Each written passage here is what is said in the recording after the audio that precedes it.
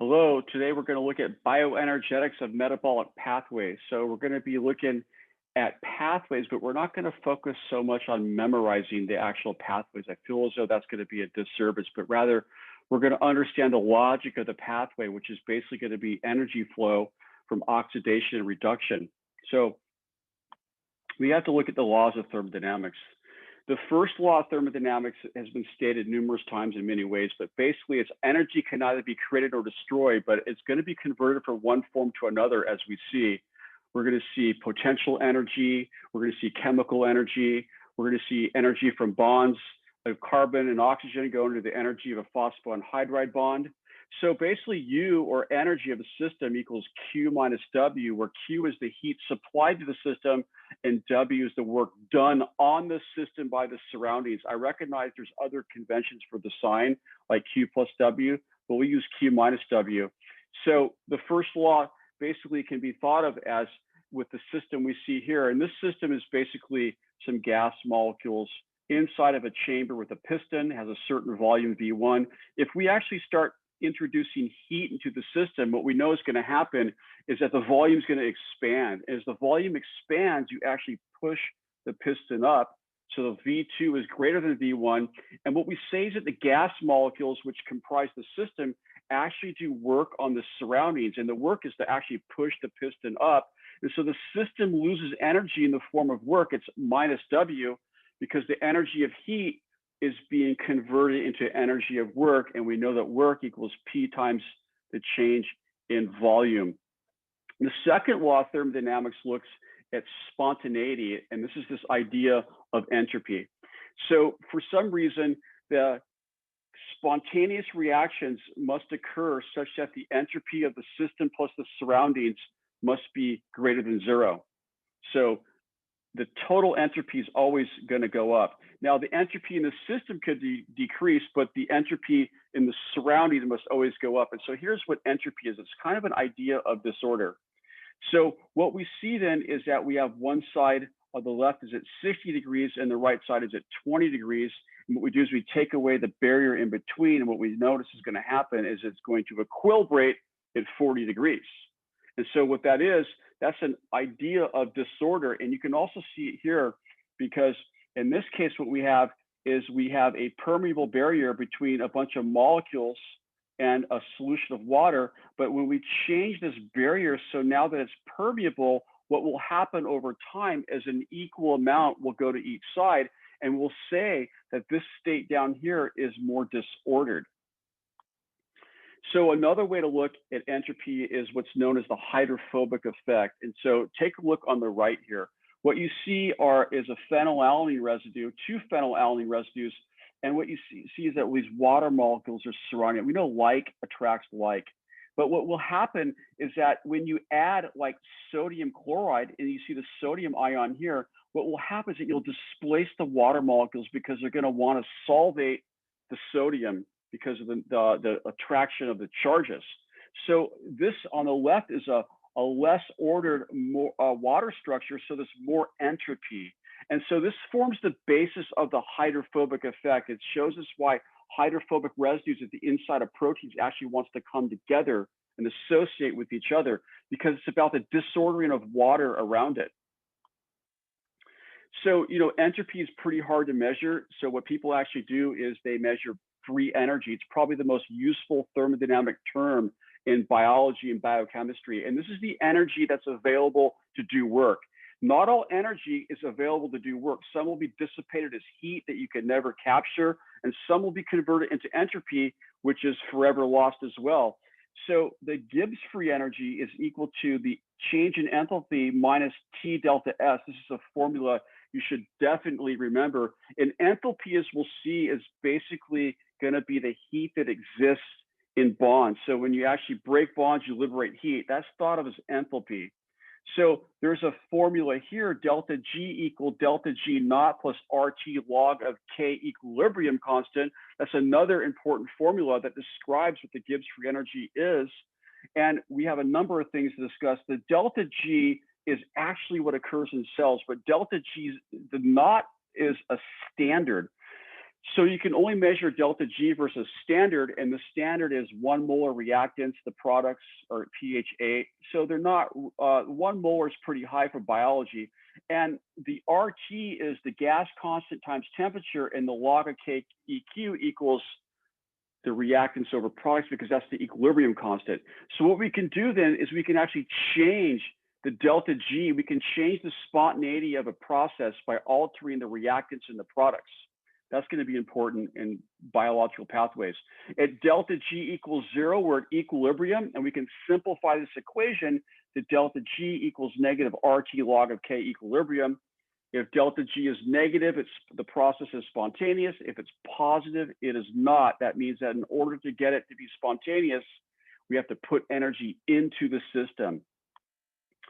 So when we think about the energetics of metabolism and how we're going to apply thermodynamic principles, what we can see is that we eat food which is high energy nutrients. We digest them, we break the bonds into monomers, and ultimately we can oxidize though into CO2, which is the most oxidized form of carbon. You don't see the reducing products here, but we'll show those in a moment. And what happens at the energy of oxidation is ultimately going to be coupled to the synthesis of ATP. So here's what happens when we take molecules like sugars. They have CO, CH bonds, and these bonds all have relative dissociation energies with them. And so what actually is, when we break the bonds, we release the energy. So the energy in the bonds is in the electrons.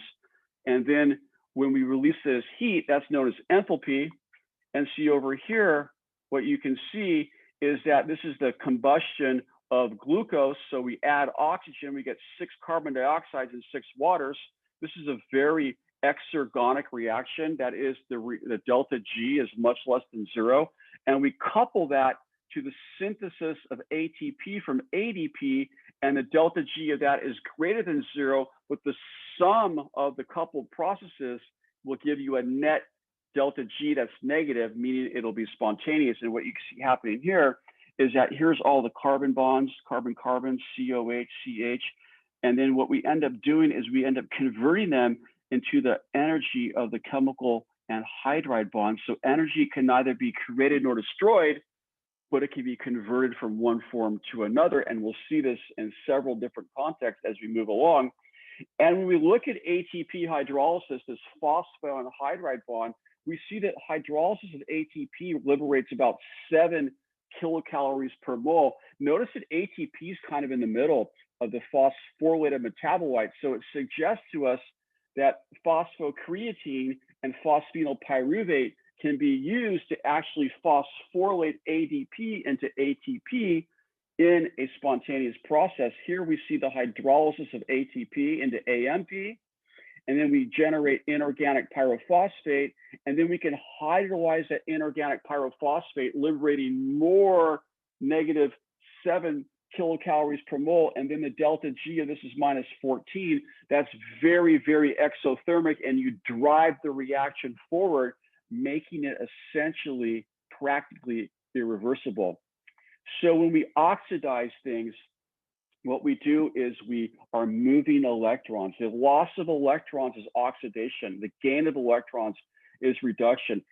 So when we think about those chemical bonds in glucose and we're going to start oxidizing them, what we do is we place the electrons on various carriers as we go down the actual metabolic pathways. Over here, you see FAD, and this is FADH2. What it's done is it's gained electrons. These are high energy electrons. So what you see here is FADH2, ubiquinol, and NADH are electron carriers. We see ubiquinol and ubiquinone in the electron transport chain.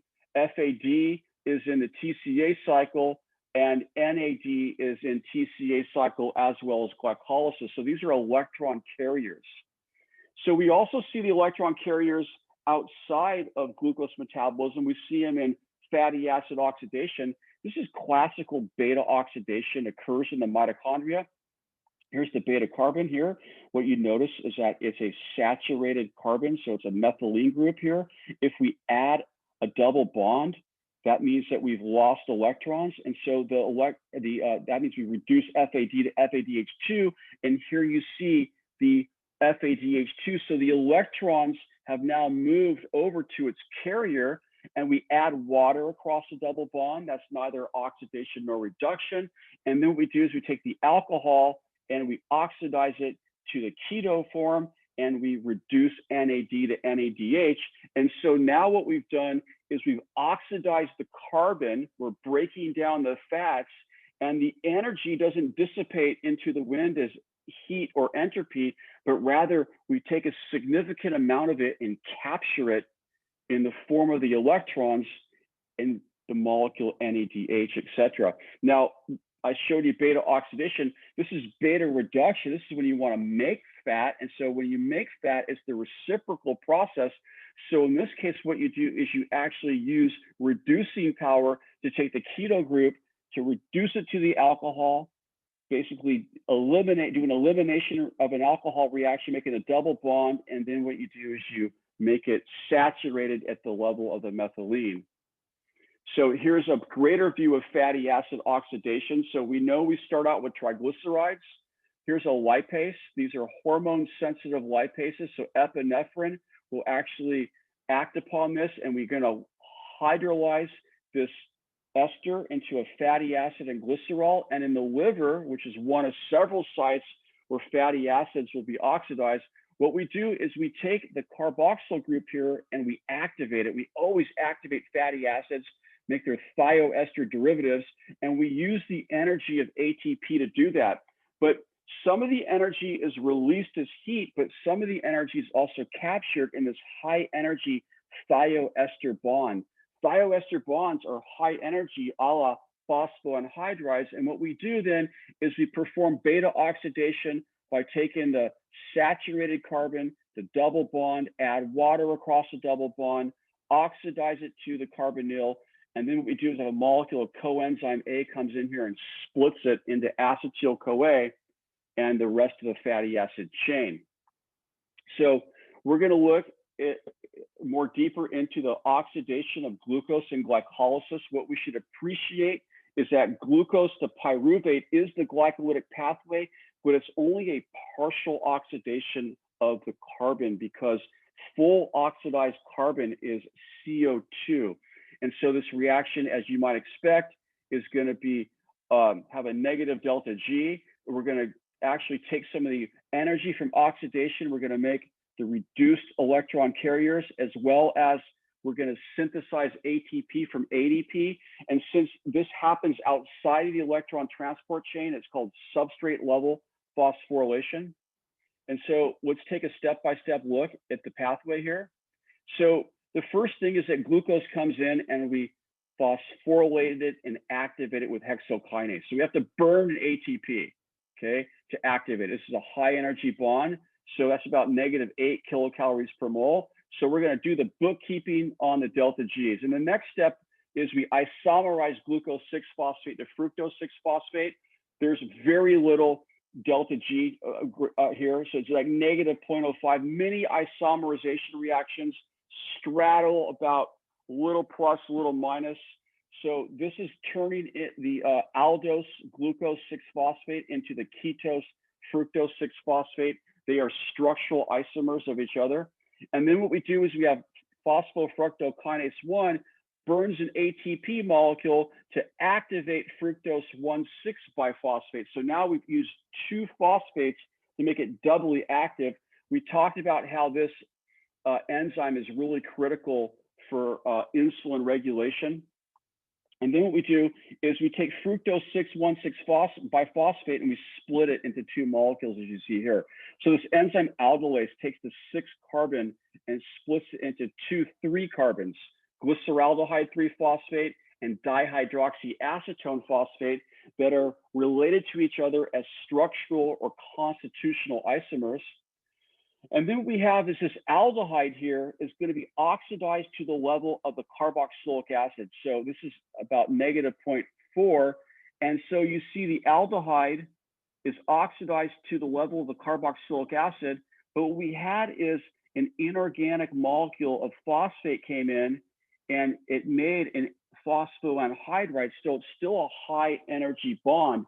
So this oxidation reaction here is coupled to the reduction of NAD to NADH. So the energy that's liberated from oxidation, some of it's captured in the form of the reduced electron carrier. And so then what we do now is we have this high energy bond, 1,3-biphosphoglycerate, can actually be added on to ADP. So you see adenosine diphosphate, the negative charge here acts as a nucleophile and attacks the phosphate, and you have your leaving group here, and what you end up generating is ATP, and you're stuck with 3-phosphoglycerate. But you also recognize that this is a phosphoanhydride bond as well. And so then what we can see then is in this reaction where you go from GAP to 1,3-biphosphoglycerate to 3-phosphoglyceric acid, you actually see a step that has a positive delta G. So technically speaking, we would call that reaction endergonic. It's non-spontaneous, but when you couple it with a reaction that is spontaneous, such that the sum of the reactions give you an overall negative delta G, you can actually pull that non-spontaneous reaction forward. And that's how you couple reactions thermodynamically. And so we come back down, we go from 3-phosphoglyceric acid to 2-phosphoglyceric acid. Notice that is an isomerization reaction too, and the delta G is pretty small on that. And then this isomerization reaction will produce a substrate that will turn into phosphenyl pyruvate.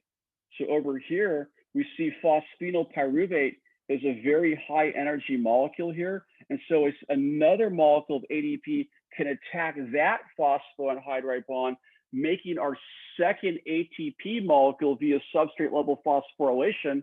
We make an enolate that is converted into the more stable keto group known as pyruvate or pyruvic acid. The difference between pyruvate and pyruvic acid is that pyruvate means an ionized form of the carboxylic acid. And so what happens is that when we add all that stuff up, we get the oxidation of glucose into pyruvate is about negative 18.9 kilocalories per mole. Here's the net equation of glycolysis. You should definitely know that. The AAMC content outline specifically asks that you remember these things. So then the question becomes, what is the fate of pyruvate once it's made from glycolysis? And it depends upon whether or not you have an adequate amount of oxygen. If you have an adequate amount of oxygen, you'll enter into the mitochondria where further oxidative events will occur. But in the case of an anaerobic cell, what happens is that the pyruvate is converted into lactate. Notice that you go from a keto to an alcohol here. And so concomitantly, what you do is you turn NADH into NAD. So the keto to the alcohols is basically a reduction, and NADH to NAD is an oxidation. And the reason why you do that is that you free up NAD so it can serve as a substrate in further rounds of glycolysis so you can make more ATP by anaerobic respiration. So here's the equation for anaerobic respiration. Notice that there's no NADH or NAD in it because whatever you make, you consume, so the net's going to be zero. Now, other organisms ferment. For example, yeast will make ethanol, and that ethanol is analogous to humans making lactic acid.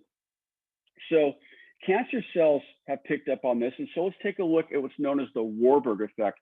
Traditionally, glycolysis is considered an anaerobic process. You can do it without the mitochondrial's oxygen. So the Warburg effect is actually aerobic glycolysis. And what this is the cells are purposely making lactate despite the fact they have a lot of oxygen.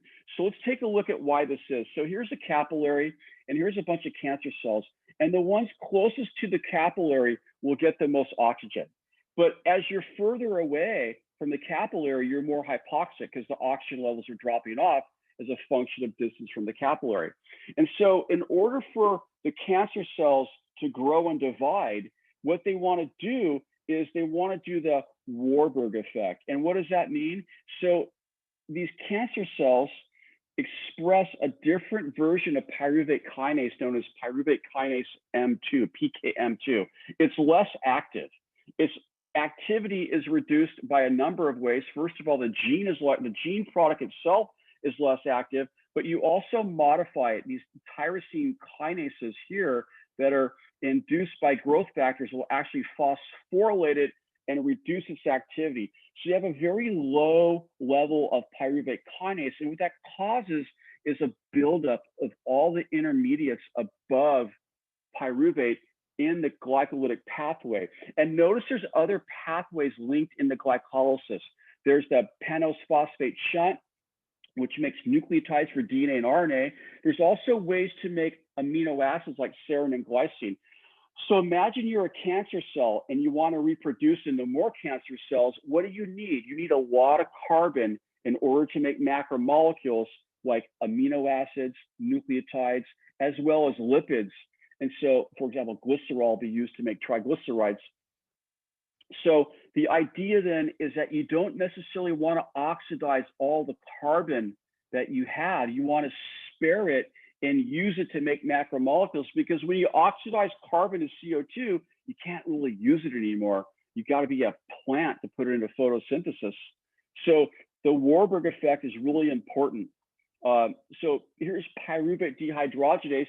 This occurs when you have an adequate amount of oxygen. What you can see happening here is that we actually take pyruvate, we oxidize one of the carbons to CO2, and we concomitantly reduce NAD to NADH, but we also take some of the energy of that oxidation and we put it into acetyl-CoA, which is a thioester that you should be quite familiar with. And we've discussed that before. So then now we're ready to do the TCA cycle. We went from glycolysis to pyruvate to acetyl-CoA. Now we're in the mitochondria, and acetyl-CoA is basically going to combine with oxaloacetate, and you get 2 + 4 is 6. This should be a 2 here. I apologize. That's a mistake I just noticed. It's a really 2 carbons there. How could I make that mistake? And you make a 6-carbon entity. And as you go forward, you go from citrate to isocitrate. So there's nothing happening with the isomerization. And then you oxidize isocitrate into alpha ketoglutarate, and you kick off a CO2. And anytime you oxidize, I'll show you in a moment, you're going to reduce. And then you kick off another one with 5 - 1 is 4. And here you're on succinyl-CoA. And then what you do is you make succinate, which is right here. And then you make fumarate, malate, OAA. So notice what we do. We have saturated alkanes. We make the double bond. We add water across the double bond. And then what do? We oxidize the alcohol to a ketone group. Sound familiar? Sounds like beta oxidation all over again. So the rationale is preserved. And in the process, what we do is we make reducing power every single time we oxidize. Notice there's a substrate level phosphorylation in the TCA cycle. And then we ultimately end up with oxaloacetate, the product we started with. And if you're curious about how to memorize these structures, I did a mnemonic that's on our site called Oh My Such Good Apple Pie. It's an Instagram video. It's on YouTube as well as our website. Here's the net reaction of TCA. Notice there's no ATP directly made. Now, the MCATs used a thing called the glyoxylate cycle, which is suspiciously similar to TCA cycle, but it only occurs in bacteria and fungus as well as protists. And so the first reaction looks the same. Oxaloacetate plus acetyl-CoA gives you citrate, and then you make isocitrate. But at this point, what you do is you kick off a succinate, okay? And the succinate, as we've seen before, is a 4-carbon dicarboxylic acid that's actually a precursor for sugar. So these bugs make succinate through the glyoxylate cycle when they're looking for sources of sugar, and you make glyoxylate, another acetyl-CoA comes in, and you regenerate OAA. We know this has been on the MCAT multiple times. So what about that pyruvate that we made? And what about that NADH? So we saw the pyruvate got oxidized into CO2 by pyruvate dehydrogenase and TCA, and we made a lot of reducing power. So what happens is that we go through electron transport. So the NADH has these high energy electron carriers, and by actually oxidation, where you need to think of oxidation is the transfer of the hydride anion, which generates a proton and 2 electrons. The electrons get tossed into a relay system to the next carrier, but the protons get kicked into the inner membrane space because the matrix, the membrane, has been structured in such a way by nature that it's impermeable to protons, which is kind of remarkable. So then what you see over here are the 4 reaction centers, and we see the first one is NADHQ oxoreductase. This one has the lowest electron affinity, okay, and it uses NADH. The second one uses FADH2. So FADH2 kicks out, gives you less energy than NADH because it's lower on the energy scale here. So this enzyme, succinate Q oxoreductase, is actually part of the TCA cycle. Then what we do is we kick electrons to number 3 here, and there's cytochrome C. We all know that's an electron carrier. It's also involved in apoptosis. Then ultimately what we do is we go to cytochrome C oxidase. This actually catalyzes the reduction of O2 to water. Okay, this is the highest affinity. Okay, so we go from lower affinity to higher affinity as we go down the chain. And what we're doing is we're actually building up a gradient of protons. And this is going to be thought of as potential energy. Remember, energy can neither be created nor destroyed. It can be converted from one form to another. So what happens is that the high energy electrons in NADH and FADH2 have now been transferred over ultimately to water through oxygen, but the protons have built up into a potential energy gradient. So we've gone from the chemical bond energy in glucose and pyruvate, transfer it to the electron potential of NADH and FADH2, and now that energy is sitting in a proton gradient. That proton gradient is going to be used to actually perform chemiosmotic synthesis of ATP in the electron transport chain. So now what we're going to do is change the energy form from the potential energy gradient of protons into the chemical energy of the phosphoanhydride bond of ATP. And so what this table shows you here is that people think of the transfer of electrons in terms of actual volts, and this equation relates delta G to the Faraday constant. So delta G naught equals negative NF delta E. You should definitely remember this. N is the number of electrons transferred, F is Faraday. So what people have done is determine the relative standard reduction potentials for half reactions. And so they've done this using hydrogen as the actual standard. So what you do is you take your favorite molecule, put it in here, and you have hydrogen over here, and you look and see whether or not electrons can be passed one way or the other using your voltmeter. What you can do is measure the actual voltage, and we see here that NAD plus and NADH have the lowest electron affinity, but then we see that oxygen to water has the highest electron affinity. And so what we're doing then is we're actually taking electrons from NADH in the electron transport chain, and we're dropping them down in energy levels here. And each time we do that, what happens is that we do a redox reaction where we kick protons out, and ultimately what we do is we generate water and ATP. And so here is another look at the protons. So we have this potential energy gradient here with the protons that have been kicked off to one side. And what happens is that this proton motor force, as it's called, is a source of energy that's used and coupled to the synthesis of ATP. But what happens is that there's uncouplers. One famous one is DNP. DNP has the unusual property of being able to go back and forth across the membrane. And notice that when it's on the alkaline side, the matrix side, it's negatively charged over here. But when it goes to the other side and by diffusion, it can pick up one of those protons. Remember, it's going to be more acidic over there.